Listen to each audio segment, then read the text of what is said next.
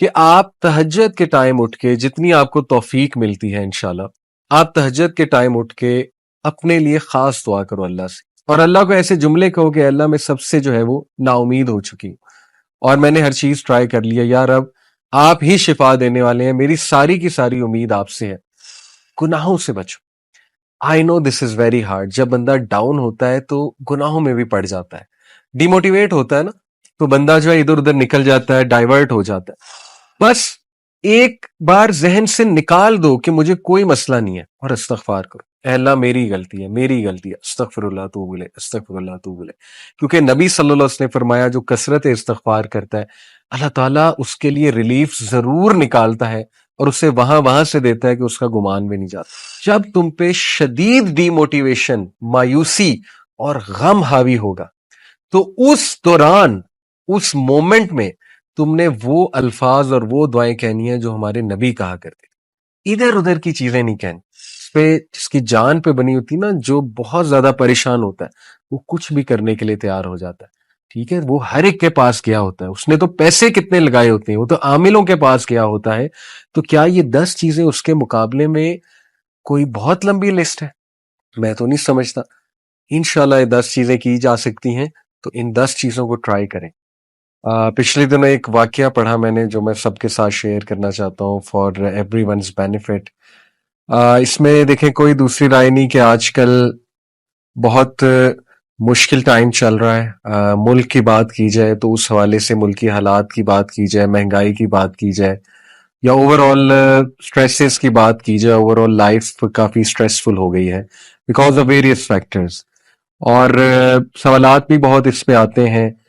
کچھ لوگ گھریلو حالات کی وجہ سے پریشان ہیں، کچھ لوگ فیملی ایشوز کی وجہ سے پریشان ہیں، کچھ لوگ اولاد کے کچھ ایشوز کی وجہ سے پریشان ہیں، کچھ لوگ بے اولادی سے پریشان ہیں، کچھ لوگ جو ہے وہ انمپلائمنٹ سے پریشان ہیں، اسی طرح کچھ لوگ جو ہے وہ ہارٹ بریک سے پریشان ہیں، کسی کو کوئی چیز نہیں ملی، ریجیکشن ہو گئی ہے لائف میں، اس حوالے سے پریشان ہے، کچھ بزنس ایشوز کے حوالے سے پریشان ہے۔ تو یس، پریشانی تو آپ کو پتہ ہے کسی نہ کسی شکل میں آتی رہتی ہے زندگی میں، اور زندگی میں ups and downs they are part of life.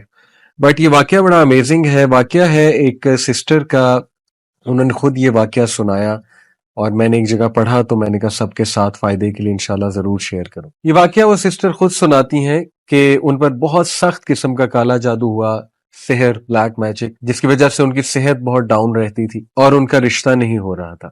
مطلب کافی زیادہ رشتے آتے تھے، لیکن جب رشتہ پکا ہونے والا ہوتا تھا تو ایک دم سے جو ہے وہ رشتہ بریک ہو جاتا تھا فار نو ریزن، اور شی سیڈ کہ میں بالکل تھک گئی، اور یہاں تک کہ ان کے ذہن میں آنے لگا کہ میرے ساتھ یہ کیوں ہوا، یعنی میں نے کبھی کسی کے ساتھ کچھ برا نہیں کیا ایویڈنٹلی، تو اللہ تعالیٰ کیسے الاؤ کر رہے ہیں اس ساری چیز کو، یعنی ان کے ذہن میں وسوسے بھی آنے لگ گئے اس کے حوالے سے۔ دیکھیں آئی نو کہ کبھی کبھی ہم بہت زیادہ سپرسٹیشیس بھی ہو جاتے ہیں چیزوں کو لے کے کہ جادو ہو گیا، جادو ہو گیا، ہر چیز پہ کہتے ہیں بندش ہو گیا، لیکن یہ میں آپ کو ایک ایسا واقعہ سنا رہا ہوں جہاں ایک جینون کیس ہے۔ دیکھیں جادو کا کمپلیٹ انکار بھی تو نہیں کرنا چاہیے نا، تو یہ ایک جینون کیس ہے سحر کا، اور وہ سسٹر خود بتاتی ہیں اپنا واقعہ۔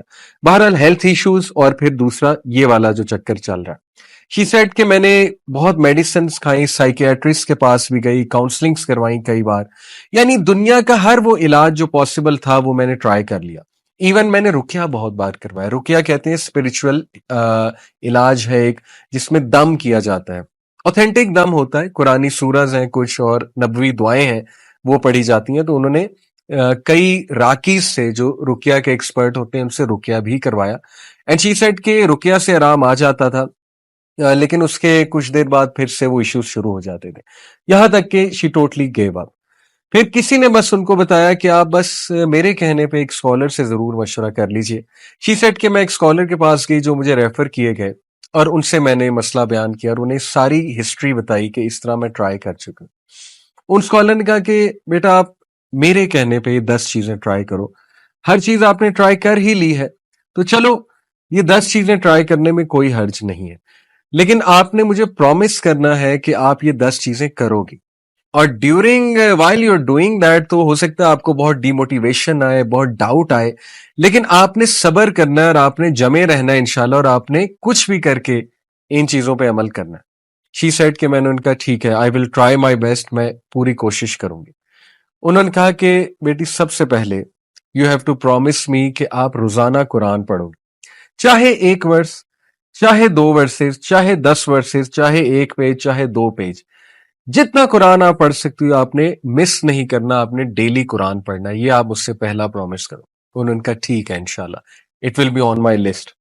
دوسری بات انہوں نے یہ کی کہ آپ تہجد کے ٹائم اٹھ کے، جتنی آپ کو توفیق ملتی ہے انشاءاللہ، آپ تہجد کے ٹائم اٹھ کے اپنے لیے خاص دعا کرو اللہ سے، اور اللہ کو ایسے جملے کہو کہ اللہ میں سب سے جو ہے وہ نا امید ہو چکی ہوں، اور میں نے ہر چیز ٹرائی کر لیا، یا رب آپ ہی شفا دینے والے ہیں، میری ساری کی ساری امید آپ سے ہے، اور میں اس گھڑی میں آپ ہی سے مانگتی ہوں.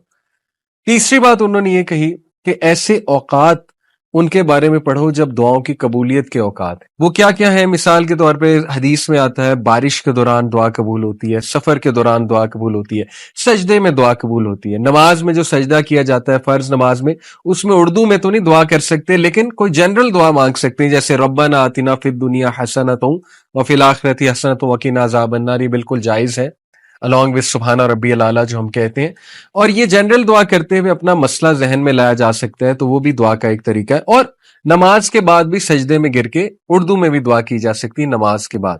اسی طرح انہوں نے کہا کہ اقامت اور اذان کے درمیان کا جو ٹائم ہے اس وقت دعا کی قبولیت ہے. اور انہوں نے کہا اس طرح مزید ایسی ریسرچ کرو کہ کون سے جو ہے وہ دعا کی قبولیت کے اوقات. اس نے کہا ٹھیک ہے، میں انشاءاللہ اس کی بھی کوشش کروں گی کہ وہ اوقات جب دعا کی قبولیت ہے. جیسے نبی صلی اللہ علیہ وسلم نے فرمایا کہ جمعے کے دن ایک گھڑی آتی ہے، عصر سے مغرب کے درمیان اس گھڑی کا ذکر کیا گیا ہے. زیادہ جو اوتھینٹک ویو اسکالرس کا وہ عصر سے مغرب کے درمیان. کون سی گھڑی ہے؟ دیکھیں، کوشش کریں عصر سے مغرب ذکر میں سپینڈ کرے بندہ.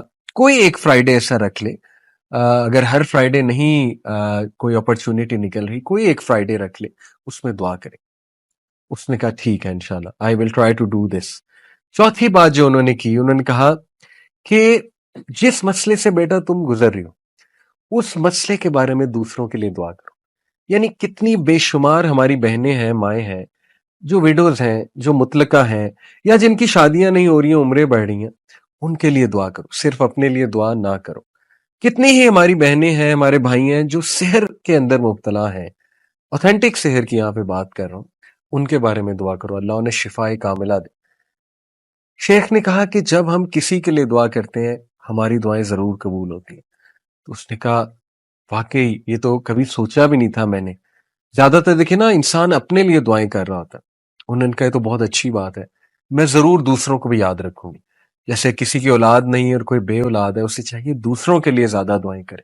جب آپ دوسروں کے لیے کریں گے اللہ آپ کی دعائیں بھی ضرور قبول فرمائیں گے. پانچویں بات انہوں نے کہی کہ میرے کہنے پہ آپ نے صبح شام کے اذکار کبھی نہیں چھوڑنے. صبح شام کے اذکار کیا ہیں؟ حسن المسلم ایک ایپلیکیشن ہے، HISNULMUSLIM. کوئی بھی ورژن اس کا ڈاؤن لوڈ کر لیں، سارے اوتھینٹک ہیں. حسن المسلم میں جائیں اور وہاں پہ وہ دعاؤں کی ایپ ہے، مارننگ اینڈ ایوننگ اذکار یا صبح شام کے اذکار آپ کو ملیں گے. اگر آپ اردو میں پڑھنا چاہتے ہیں کیونکہ یہاں انگلش کی ٹرانسلیشن ہوگی، تو وَإِيَّاكَ نَسْتَعِينُ یہ الہدا پبلیکیشنز کی ایک ایپ ہے، اس میں اردو لینگویج بھی ہے. صبح شام کے اذکار، فجر کے بعد صبح کے اذکار ہوتے ہیں اور شام کے اذکار مغرب سے پہلے ہوتے ہیں. انہوں نے کہا کہ you have to promise me صبح شام کے اذکار نہیں چھوڑو گی، even during your menses, special days میں بھی اذکار کرو گی. اسپیشل ڈیز میں اذکار کر سکتے ہیں، کوئی حرج نہیں ہے. چھٹی چیز انہوں نے کہی کہ گناہوں سے بچو. آئی نو دس از ویری ہارڈ. جب بندہ ڈاؤن ہوتا ہے تو گناہوں میں بھی پڑ جاتا ہے، ڈیموٹیویٹ ہوتا ہے نا، تو بندہ جو ہے ادھر ادھر نکل جاتا ہے، ڈائیورٹ ہو جاتا ہے. انہوں نے کہا ایسا نہیں کرنا. یو ہیو ٹو پرومس می کہ دیکھو ہر چیز تو تم نے ٹرائی کی ہے، تو یہ ٹرائی کرنے میں کیا حرج ہے. کوئی اگر گناہ کر رہی ہو تو بیٹا اس کو ترک کرو، اس گناہ کو، کیونکہ گناہ جب انسان کرتا ہے تو اس کی ول پاور ٹوٹتی ہے مزید، اور شیطان اس پہ مزید حاوی ہوتا ہے، شیطان اس کو مزید وسوسے دلاتا ہے. یو ہیو ٹو پرومس می کہ تم اس سے انشاءاللہ پوری کوشش کرو گی دور ہونے کی. اس نے کہا ٹھیک ہے. نمبر 7 انہوں نے کہا کہ کسی کی مدد کرو، ریگولر کسی کو پکڑ لو، کوئی ضرورت مند کو اس کی مدد کرو. اور سب سے پہلے بہت ضروری ہے علم والوں کی مدد کرو. علم والے کون ہیں؟ جو عالم بن رہے ہیں یا علم سے جڑے ہوئے ہیں لیکن ان کے وسائل نہیں ہیں اتنے، ان کی مدد کی جائے. یا کوئی تکلیف میں ہے، کسی کوئی بیماری ہے، علاج ہونا ہے، ان کی مدد کرو. یا کوئی اور ضرورت مند ہے، کسی کو کسی چیز کی ضرورت ہے، تو نظر رکھو ایسے لوگوں پہ. تھوڑا سا باہر نکلو اپنے اوپر، ایسے لوگوں پہ نظر رکھو اور ان کی مدد کرنا شروع کرو مانیٹری سینس میں. نمبر 7 انہوں نے کہا استغفار کو بڑھا دو، بہت زیادہ بڑھا دو، کثرت استغفار کرو. استغفر اللہ توب الیہ، استغفر اللہ توب الیہ، استغفر اللہ توب الیہ. Very simple. یہ مت سوچو میری زندگی میں مسائل کیا ہیں، ڈی موٹیویشن کو حاوی نہ ہونے دو. بس ایک بار ذہن سے نکال دو کہ مجھے کوئی مسئلہ نہیں ہے اور استغفار کرو. اے اللہ میری غلطی ہے، میری غلطی ہے، استغفر اللہ توب الیہ، استغفر اللہ توب الیہ. کیونکہ نبی صلی اللہ علیہ وسلم نے فرمایا جو کثرت استغفار کرتا ہے اللہ تعالیٰ اس کے لیے ریلیف ضرور نکالتا ہے اور اسے وہاں سے دیتا ہے کہ اس کا گمان بھی نہیں جاتا. اور نمبر 8 انہوں نے کہا کہ مجھ سے وعدہ کرو کہ جب تم پہ شدید ڈی موٹیویشن، مایوسی اور غم حاوی ہوگا تو اس دوران، اس مومنٹ میں تم نے وہ الفاظ اور وہ دعائیں کہنی ہیں جو ہمارے نبی کہا کرتے ہیں. ادھر ادھر کی چیزیں نہیں کہنی، جو مارکیٹ میں چل رہی ہیں وہ چیزیں نہیں، جو سنت سے ثابت الفاظ ہیں وہ کہنے ہیں. پرومس می دس. وہ کیا ہے؟ نبی صلی اللہ علیہ وسلم جب شدید غم میں ہوتے تھے، شدید کوئی تکلیف آتی تھی، ہمارے نبی کہتے تھے اللہ اللہ ربی لا اشرک بہ شیئا. اسی طرح ہمارے نبی کہتے تھے یا حی یا قیوم برحمتک استغیث. اسی طرح ہمارے نبی کہا کرتے تھے لا الہ الا اللہ العظیم الحلیم، لا الہ الا اللہ رب العرش العظیم، لا الہ الا اللہ رب السماوات و رب الارض و رب العرش الکریم. اسی طرح نبی صلی اللہ علیہ وسلم نے سکھایا کہ جب تم پہ ریگریٹ حاوی ہو جائے، تم کہو میرے ساتھ یہ کیوں ہوا، کاش ایسا ہو جاتا تو نہ ہوتا، کاش یہ ہو جاتا تو نہ ہوتا، تو کہو قدر اللہ و ما شاء فعل. انہوں نے کہا مجھ سے پرومس کرو تم یہ الفاظ کہو گی جب بھی تم پہ یہ کیفیات حاوی ہوتی ہیں، بجائے کہ ادھر ادھر کی چیزیں ٹرائی کرنے. اس نے کہا ٹھیک ہے میں یہ بھی کروں گی. نمبر 9 انہوں نے کہا کہ بیٹا ہر سچویشن سے جو ریلیٹڈ دعا ہے، خصوصاً واش روم میں جانے کی دعا، اللہم انی اعوذ بک من الخبث والخبائث، گھر سے نکلنے کی دعا، بسم اللہ توکلت علی اللہ لا حول ولا قوت الا باللہ. شام کو، رات کو سونے کے جو اذکار ہیں بیٹا وہ تھام لو، وہ کرو، ریگولر کرو. جتنے مواقع کی دعائیں تم کر سکتی ہو، خصوصاً ایسے جو واش روم کے انہوں نے کہا، اور رات سونے سے پہلے کی جو دعائیں ہیں. اور اس پہ میں آپ کو ایک اور بھی کیس سٹڈی سنا دوں، ایک سٹوری سنا دوں. کسی نے مجھے بتایا کہ ان کو بہت نائٹ میئرز آتے تھے، حالانکہ رات کے اذکار بھی کیا کرتے تھے، لیکن انہوں نے کہا کہ سورہ ملک جب سے میں نے پڑھنا شروع کی میرے نائٹ میئرز ختم ہو گئے. سورہ ملک از امیزنگ. اور 10ویں چیز انہوں نے کہا کہ بیٹا اس دعا کو پکڑ لو، خاص اس دعا کو سخت تکلیف میں، لا الہ الا اللہ العظیم الحلیم، لا الہ الا اللہ رب العرش العظیم، لا الہ الا اللہ رب السماوات و رب الارض و رب العرش الکریم. یہ 10 پوائنٹس انہوں نے کہا کہ دیکھو تم نے ہر چیز تو ٹرائی کر لی ہے. اب دیکھیں کوئی سوچ سکتا ہے یار یہ تو اتنی لمبی ٹو ڈو لسٹ ہے، ہم سے تو پہلے ہی چیزیں نہیں ہو رہی. بات یہ ہے کہ جس کی جان پہ بنی ہوتی نا، جو بہت زیادہ پریشان ہوتا ہے وہ کچھ بھی کرنے کے لیے تیار ہو جاتا ہے. ٹھیک ہے، وہ ہر ایک کے پاس گیا ہوتا ہے، اس نے تو پیسے کتنے لگائے ہوتے ہیں، وہ تو عاملوں کے پاس گیا ہوتا ہے. تو کیا یہ 10 چیزیں اس کے مقابلے میں کوئی بہت لمبی لسٹ ہے؟ میں تو نہیں سمجھتا. انشاءاللہ یہ 10 چیزیں کی جا سکتی ہیں، تو ان 10 چیزوں کو ٹرائی کریں. سٹوری یہاں ختم نہیں ہوئی.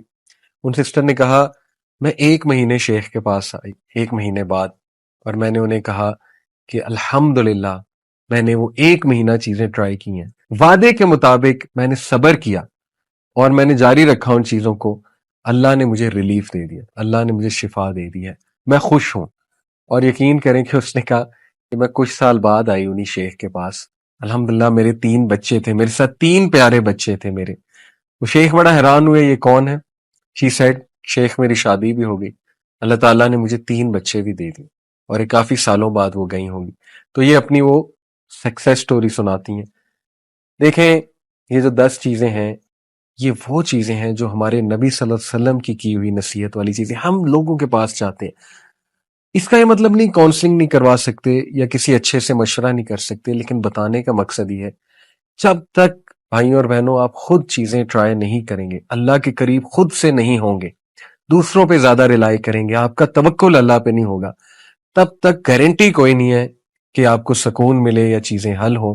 دیکھیں، خدا نہ خواستہ اگر مسئلہ حل نہ بھی ہوا، یہ 10 چیزوں سے کم از کم اللہ کے ساتھ آپ کا تعلق اتنا سٹرونگ بن جائے گا، اور آپ کو ذہنی اور قلبی سکون ایسا مل جائے گا کہ انشاءاللہ تعالیٰ آپ کو زندگی گزارنے کا مزہ آئے گا۔ لیکن یہ بھی امید کریں کہ انشاءاللہ مسئلہ بھی 100% حل ہو جائے گا۔ تو یہ 10 چیزیں ضرور کریں۔